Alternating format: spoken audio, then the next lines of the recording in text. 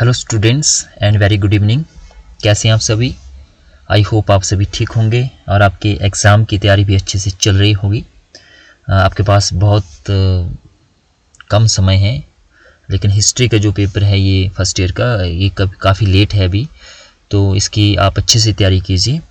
और मैं आज आपके साथ अभी फर्स्ट ईयर के स्टूडेंट्स ये चाह रहे थे कि उनके जो क्वेश्चन पेपर वो शेयर किए जाएँ, क्योंकि आप HPU के जो एग्ज़ाम है वो फर्स्ट टाइम देने जा रहे हैं, तो इससे एक आपको पैटर्न पता चलेगा। और ये जो पेपर हुआ था ये Feb 2021 में अभी हुआ है रिसेंटली, जो सेमेस्टर सिस्टम का आपका एग्ज़ाम था। रीअपियर के जो स्टूडेंट्स रह गए थे उनका ये एग्ज़ाम हुआ था, तो बहुत चांसेस है कि इसमें बहुत सारे जो क्वेश्चंस है वो रिपीट हो जाएं। और अगर रिपीट नहीं भी होते हैं, लेकिन मैक्सिमम जो क्वेश्चंस है वो आपके रिपीट हो जाते हैं और एक पैटर्न का आपको जो है यहाँ से पता चल जाएगा। और ये काफ़ी हेल्पफुल होगा आपके लिए अपकमिंग जो आपके एग्ज़ाम है उसके लिए। तो आप अपनी नोटबुक निकालिए, पेन निकालिए और जो क्वेश्चंस मैं डिस्कस करूंगा उसको आप अपनी नोटबुक पे जो है वो लिखते चलिए। तो ये जो कोर्स है आपका history of India from the earliest time up to 300 CE HIST 101। तो सबसे पहले आप क्वेश्चंस पेपर पे जाने से पहले ये जो फर्स्ट सेक्शन में आपके दिया होता है इसको आप रीड कीजिए। तो इसमें दिया है कि section A are compulsory, attempt 4 questions selecting 1 questions each from section B, C, D and E। तो आपने पहला जो क्वेश्चन है आपका फर्स्ट जो पार्ट है वो कंपल्सरी है, उसमें आपको ऑप्शन नहीं मिलेंगे, और बाकी B, C, D और E में से जो है हर एक सेक्शन में से आपको एक एक क्वेश्चन जो है वो सिलेक्ट करना है 10-10 मार्क्स का। तो कैसे करना है, आपने जो सेक्शन A है यहाँ पे बहुत सारे स्टूडेंट्स जो कन्फ्यूजन में होते हैं। नंबर 1 तो ये ध्यान रखें कि आपने अपनी सीक्वेंस से नहीं चलना है। ठीक है, स्टूडेंट्स क्या करते हैं कि मैं बार बार ये बोलता हूँ कि अपना सीक्वेंस, अगर वो क्वेश्चन नंबर 3 को फर्स्ट पे डिस्कस कर रहे हैं तो यहाँ पे 3 नहीं लिखेंगे, वो 1 लिखेंगे। तो आपने यहाँ पे 3 ही लिखना है। तो जो फर्स्ट पार्ट है आपका उसको आप पहले ही कर लीजिए, तो इसमें कुछ नहीं करना है। सेक्शन A लिखना है, सेक्शन A का क्वेश्चन नंबर 1 लिखिए, और क्वेश्चन नंबर 1 के बाद फिर स्टूडेंट आगे क्या करते हैं, जो इसके सब पार्ट है इसको भी क्वेश्चन से लिखना शुरू कर देते हैं। इसको लिख देंगे क्वेश्चन नंबर 1, क्वेश्चन नंबर 2, ऐसे नहीं करना है। सब पार्ट है तो क्वेश्चन नंबर 1 लिखा आपने और उसके नीचे सब पार्ट फिर आप करते गए 1 ऐसे करके 2। तो यहाँ पे अब बहुत सारे स्टूडेंट्स ये करते हैं कि इसको यहाँ पे नहीं लिखेंगे, तो 1 लिखा, 1 के बाद इसको पूरा लिखिए कि रामायण में कुल कितने श्लोक हैं, इस लाइन को लिख दीजिए आप।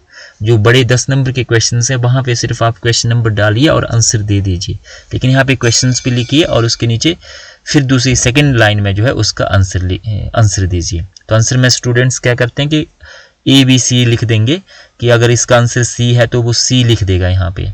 तो आपके उसके पास जो एग्जामिनर चेक करने वाला उसके पास आपका QR कोड या कोई मशीन तो है नहीं, तो अगर आपने लिखा होगा कि C है इसका और C के आगे आपने लिखा होगा कि 24,000 श्लोक है तो आपका ये अच्छा रहेगा। ठीक है, तो आपने क्या करना है, यहाँ पे लिखना है। तो 20 लाइनें आपने छोड़ देनी है पहले ही। अगर आपको नहीं आते उस वक्त ये क्वेश्चंस जो है आपके माइंड में नहीं आ रहे, तो 20 लाइनें छोड़ दीजिए और बाद में जो है वो आपके आंसर भी हो जाएंगे और क्वेश्चंस भी हो जाएंगे। तो यहाँ पे लिखिए रामायण में कुल कितने श्लोक हैं, उसका आंसर में लिखिए स, अंग्रेजी में लिखते हो तो C, और C के आगे लिखिए कि 24,000 श्लोक है। आपका ये हो गया। तो इस तरह से आपने करना है। और सेकंड है आपका फिर उत्तर वैदिक काल की सभ्यता का काल क्या था, 1000 से 6000 ईसा पूर्व। और ये जो फर्स्ट पार्ट है आपका ये काफ़ी स्कोरिंग है। तो 10 हमारे टाइम में तो ये होते नहीं था, हमारे टाइम में सीधे 5 क्वेश्चंस होते थे 20-20 नंबर के बस। तो आपको ये काफ़ी स्कोरिंग पार्ट है। इसमें 10 के 10 अगर आप ठीक करते हैं, 8 ठीक करते हैं, तो पूरे के पूरे क्वेश्चंस नंबर आपको मिलेंगे। इसमें कोई भी नंबर आपका नहीं कटता है। ठीक है, तो इसको ध्यान से आपने करना है। 1000 से 6000 ईसा पूर्व। नेक्स्ट पे चलते, 3rd पे पोरस कहाँ का राजा था, ये सिंधु और झेलम नदियों के बीच में था इसका राज्य जो है। ठीक है, कि पोरस का राज्य कहाँ था। नेक्स्ट है where was Mahatma Buddha born, Mahatma Buddha का जन्म कहाँ पे हुआ, तो लुम्बिनी। ठीक है, नेक्स्ट है कि संगम साहित्य का काल क्या है, तो इसमें आप कंफ्यूज नहीं होना है, 500 ईसा पूर्व से 500 ईस्वी लिख लीजिए। ठीक है, जो रिसेंट जो मॉडर्न हिस्टोरियन है उनका मानना ये है। ठीक है, तो अलग अलग व्यूज इसमें दिए हैं। तो 500 ईसा पूर्व से 500 ईस्वी। नेक्स्ट कुषाण वंश का संस्थापक कौन था, तो ये था कैडफिसिस प्रथम, D इसका है। नेक्स्ट है कनिष्क की राजधानी का नाम क्या था, तो ये पुरुषपुर ए पुरुषपुर है। नेक्स्ट है बौद्ध, तीसरी बौद्ध संगति जो है वो डैश ईस्वी में हुई। तो ये फिलिंग द ब्लैंक्स वाले आपको यहाँ पे जो है वो क्वेश्चंस रहते हैं। तो तीसरी बौद्ध संगति जो है वो अशोक के टाइम में हुई थी 251। चेक कर लीजिए आप इसको एक बार BC में। इसके बाद नंद वंश का अंतिम शासक कौन था? ये धनानंद। ताम्रपाषाण काल के लोग जो है वो झूम खेती करते थे। तो ये ट्रू है या फॉल्स है? तो झूम खेती जो ट्राइबल एरिया में होते हैं, तो ताम्रपाषाण काल में चैकोलिथिक पीरियड में भी जो लोग थे वो ट्राइबल ही थे, तो ये करते होंगे, तो ट्रू होगा ये। ठीक है, तो ये पार्ट हमारा फर्स्ट कंप्लीट हो गया। अब सेकंड पार्ट पे हम चलते हैं। अब सेकंड पार्ट जो है यहाँ पे आप लिखिए, इसको भी एक साथ ही करना है। इसके जो सब पार्ट है, जो भी जिस भी क्वेश्चंस के जो भी सब पार्ट है उनको एक साथ ही करना है आपने। तो यहाँ पे आपने डाला पार्ट 2, पार्ट 2 के बाद डाला आपने क्वेश्चन नंबर 2। ठीक है, क्वेश्चन नंबर 2 और क्वेश्चन नंबर 2 के बाद डाला आपने फिर उसका सब पार्ट, ऐसे करते गए 1 का आंसर ये। तो यहाँ पे आपने 25 से 50 या 100 वर्ड के बीच में लिखना है। ज़्यादा कहानी लिखने की आपको यहाँ पे ज़रूरत नहीं है। टिप्पणी टाइप में, ये कमेंट टाइप में क्वेश्चंस होते हैं, नोट टाइप में होते हैं, तो जितना पूछा गया उतना ही आपने लिखना है। ठीक है, तो 50-100 वर्ड के बीच में आप इसको कंप्लीट कर दीजिए। तो पहला यहाँ पे क्वेश्चन है, एक डाला आंसर, प्राचीन भारतीय इतिहास के अध्ययन में किन्हीं 4 राष्ट्रवादी इतिहासकारों का योगदान का वर्णन कीजिए। तो राष्ट्रवादी नेशनलिस्ट हिस्टोरियन जो है, जैसे आसिम मजूमदार है या दूसरे हैं, उनका क्या कंट्रीब्यूशन रहा, उनके बारे में आपने बताना है। उत्तर वैदिक काल में राजनीतिक जीवन कैसा था? ठीक है, पोस्ट वैदिक पीरियड का political life, only political life, not religious life, not social life, सिर्फ जो पूछा है वही लिखना है। तो राजनीतिक जीवन के बारे में पूछा है तो उसको लिखिए। बौद्ध धर्म की देन क्या है? देन बतानी है आपने, क्या कंट्रीब्यूशन रहा, लेगेसी क्या है, ठीक है, उसके बारे में लिखना है। नेक्स्ट है कौटिल्य का अर्थशास्त्र, उसके बारे में बताइए। कौटिल्य का अर्थशास्त्र क्या है, उसमें क्या क्या दिया गया है, उसके बारे में आपने बात करनी है। नेक्स्ट है मौर्य साम्राज्य के पतन के 4 प्रमुख कारण कौन कौन से हैं? 4 कारण बताने हैं, 4 लाइनों में आपका ये क्वेश्चन जो वो हो जाएगा। तो ये आ गए आपके 5, 4 नंबर का एक है, 5 को 4 से करो तो 20 नंबर का ये आपका हो गया। तो इसको भी अगर आप अच्छे से करते हैं तो इसमें भी आपका स्कोर जो है वो काफ़ी अच्छा रहता है। तो सेकंड पार्ट हमारा ये यहाँ पे हो गया। नेक्स्ट पार्ट पे हम चलते हैं। अब सेक्शन बी है। अब इसमें से एक सेलेक्ट करना है, एक सेक्शन में से। 3 और 4 है, तो 3 और 4 आप अगर दोनों यहीं से कर देते हैं तो बहुत सारे स्टूडेंट्स क्या करते हैं कि वो पूरे के पूरे अटैम्प्ट करने की कोशिश करते हैं, तो वो ओवर अटैम्प्ट वहाँ पे जो चेक करने वाला वो लिख देगा, आपको एक क्वेश्चन के ही नंबर मिलेंगे। तो तीसरा और चौथा, ठीक है, तो 3 कीजिए या 4th कीजिए। ठीक है, तो इसमें हम बात करते हैं फर्स्ट कि प्राचीन भारतीय इतिहास के स्रोतों के अपर्याप्त और अनिश्चित होने के प्रमुख कारण क्या है। तो पहले चैप्टर से आपका ये पहला ही क्वेश्चन आ गया हुआ है। आप अपनी बुक खोल लीजिए, उसमें आप कंटेंट देखिए और कंटेंट के साथ जो मैं क्वेश्चंस बोल रहा हूँ उसको मैच करिए कि सेक्शन से कैसे सेक्शन से जो है वो क्वेश्चंस को पूछ रहा है, जो पूछने वो एग्जामिनर है, ठीक है, कैसे वो डाल रहा है इस क्वेश्चंस को।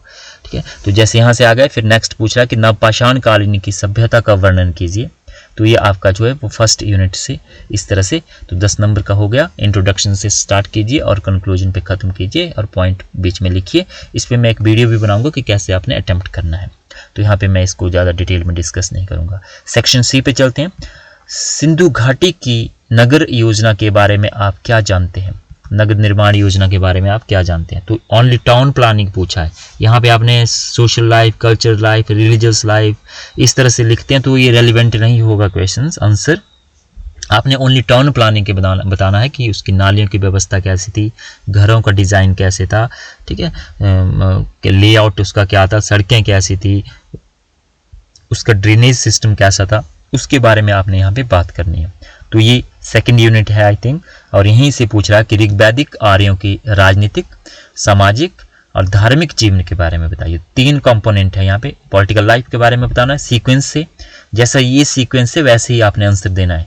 फिर आपका सामाजिक जीवन हेडिंग दे दिया आपने, उसके सब हेडिंग दे दिए। सामाजिक जीवन में लोग जो वो परिवार था, संयुक्त परिवार में रहते थे, परिवार का हेड होता था, ठीक है। फिर धार्मिक जीवन के बारे में आपने बताया कि कैसे कैसे लोग जो है वो किस किस की पूजा, उनका बिलीव्स क्या थे, क्या क्या उसमें होता था। तो एक हेडिंग आ गया मेन और उसके सब हेडिंग आ गए। तो ये 6 क्वेश्चंस आपको हो गया। अब सेक्शन डी पे चलते हैं कि जैन मत के सिद्धांतों का वर्णन कीजिए, समाज तथा धर्म पर इस मत के क्या प्रभाव पड़े। नेक्स्ट एक सातवाहनों की मुख्य सफलताओं का वर्णन कीजिए। तो यहाँ पे भी आप चेक कीजिए अपनी यूनिट से कि कौन सी यूनिट से पूछ रहा है, ठीक है। तो उसके शासकों के बारे में बताना और उसकी सफलताओं के बारे में बताना। अब सेक्शन ई पे चलते हैं, तो यहाँ से भी आपने 2 में से 1 करना है। कलिंग के युद्ध का वर्णन कीजिए और अशोक के राजनीतिक तथा व्यक्तिगत जीवन पर उसका क्या प्रभाव पड़ा। तो आपने यहाँ पे क्वेश्चंस पढ़ा होगा अशोक का जीवन और चरित्र, तो जीवन और चरित्र पढ़ेंगे तो उसी में से आपके पॉइंट जो है यहाँ पे बन जाएंगे कि पॉलिटिकल लाइफ में वो उसका पूरा जीवन चेंज हो गया, व्यक्तिगत जीवन उसने शिकार करना छोड़ दिया, उसने मांस खाना छोड़ दिया, ठीक है, और उसने बौद्ध धर्म के प्रचार और प्रसार के लिए अपना पूरा का पूरा जीवन जो है वो समर्पित कर दिया। और 10 अब कनिष्क से पूछा गया कि कनिष्क एक विजेता, कला और साहित्य के संरक्षक के रूप में सफलताओं पर प्रकाश डालिए। कि एक विजेता था, एक कला और साहित्य का संरक्षक था, इसके बारे में बताइए, ठीक है। तो कनिष्क के बारे में आपने उसके जीवन और सफलताओं के बारे में अगर आपने पढ़ा होगा तो वही ये इसका आंसर जो है यहाँ पे आएगा। तो ये हमारा फर्स्ट 101 कंप्लीट हो गया।